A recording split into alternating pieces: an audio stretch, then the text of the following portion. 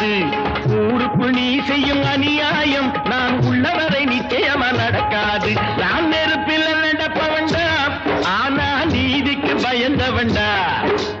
தர்மத்தை அழிக்க வந்தா என்னை தந்தேன்னு காப்பவன்டா, உயிரை தந்தேன்னு காப்பவன்டா. நாம் பார்த்தா பைத்திய